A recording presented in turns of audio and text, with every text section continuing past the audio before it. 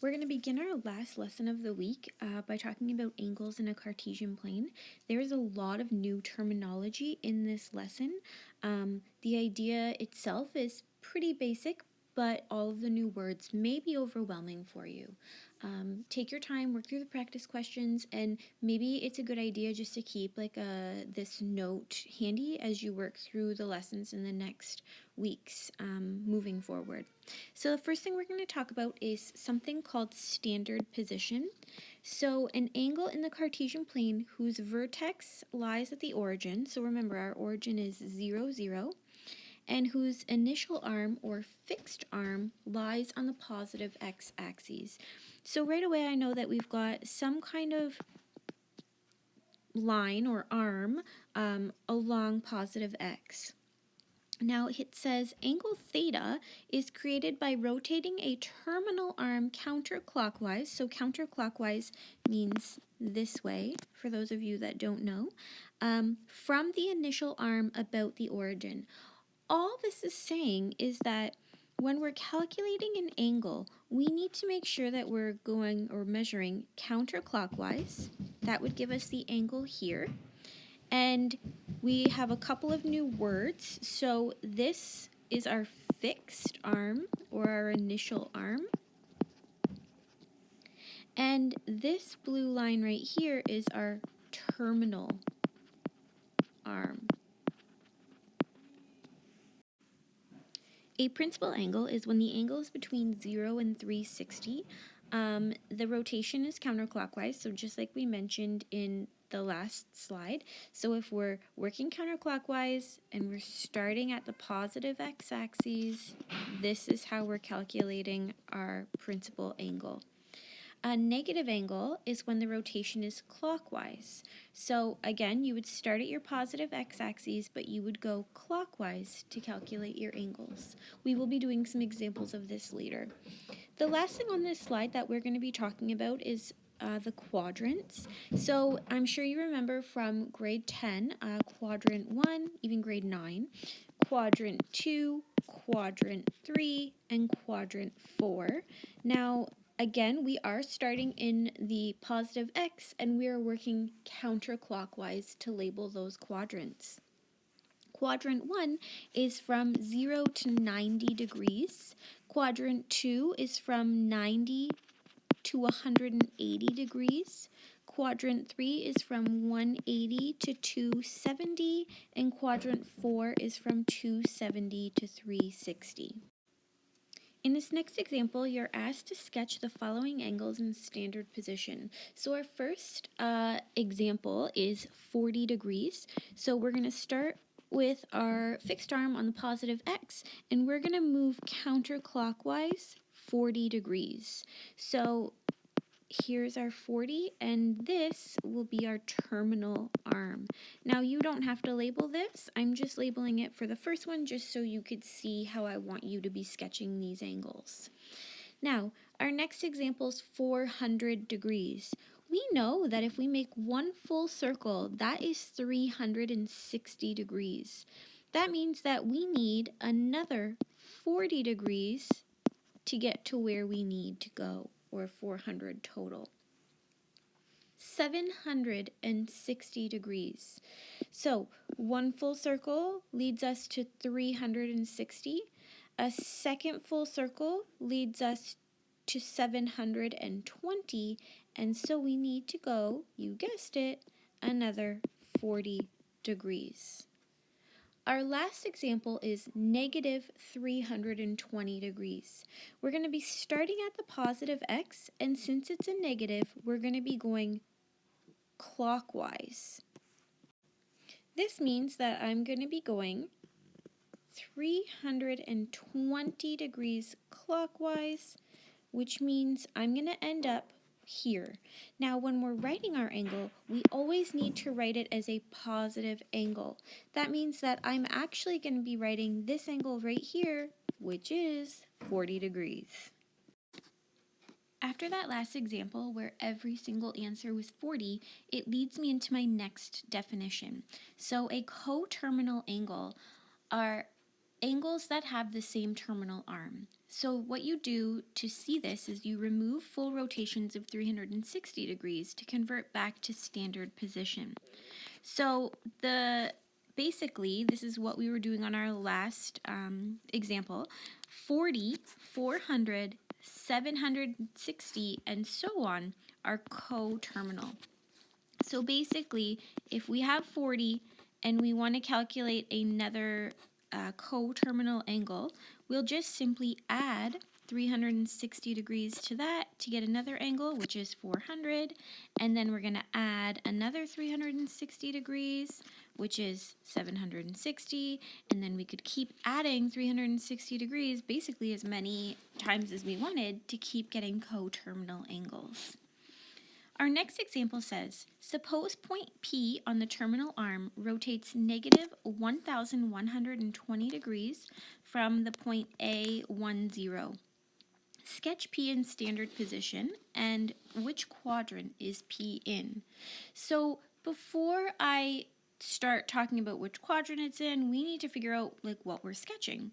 So I'm just going to draw this quickly. I see a negative angle. I know that this means that I'm actually working clockwise. So I need to figure out first how many times I need to do full rotations to get 1,120 degrees. So I could do a little bit of math. I could say negative 1,120 divided by 360. That's going to give me 3 point something, okay? But that helps me because that tells me that I need to make 3 full rotations before I can even think about what other kind of angle I'm getting. So there's the 1 full rotation, the second, and the third. Now, I can start by saying negative 1,120 plus 360 plus 360 plus 360. When I do this, I'm going to be getting a negative 40, which will tell me how much more I need to continue. So I've got my original 360, another 360, which led me to 720, another 360, which led me to 1,080, and then I'm adding the 40 more to get to the negative 1,120. Now, I can't leave my answer as a negative. Leaving an answer as negative 40 degrees is not what I want to be doing. We always need to be stating our answer as a positive. So when I'm stating my answer as a positive, remember, I'm starting at positive 0 and I'm going counterclockwise.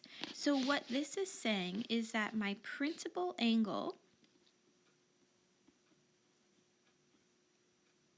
sorry, my iPad is charging and it doesn't like to work really well when I'm charging. So my principal angle is actually 320 degrees. Now, the way that I calculated that, I did the 360 minus the 40. Some of you might have just been able to do that in your head, and that's okay. I don't need to see this step. Now, finally, we need to state which quadrant this is in. So again, I've got quadrant 1, quadrant 2, quadrant 3, quadrant 4. So my answer is quadrant 4. In my next example, it says the coordinates of a point on the terminal arm of an angle theta are 5, 8. Determine the exact primary trig ratios for theta. This is why the primary trig ratios learned earlier this week were important. So what we have here is a 0.58. So we know that that point is going to be right here. So not a straight line at all. So I know that this point is 5, 8. Now what I'm going to do, I need to calculate primary trig ratios. So I need to be including my positive x-axis, and I need to be making my triangle here. Now I know that this length is 5 and this length is 8 because of the coordinate that they gave me. And I know that this angle is theta, which is unknown. And I know that I could easily calculate my hypotenuse. I'm going to call it r. Now, the way that I can do that is by using Pythagorean theorem. So I'm going to be getting r squared is equal to 5 squared plus 8 squared. R squared is equal to 25 plus 64. R squared is equal to 89. R is equal to the square root of 89. Now, I'm not going to turn that into a decimal because the question said exact, which means no decimals. So I'm going to go ahead and I'm going to erase this r, and I'm going to plug in the square root of 89. Now, primary trig ratios. That means that I'm going to be using my SOHCAHTOA, and I can't write again. Here we go. Now, when I'm doing this, I'm going to be getting sine of theta is equal to opposite over hypotenuse.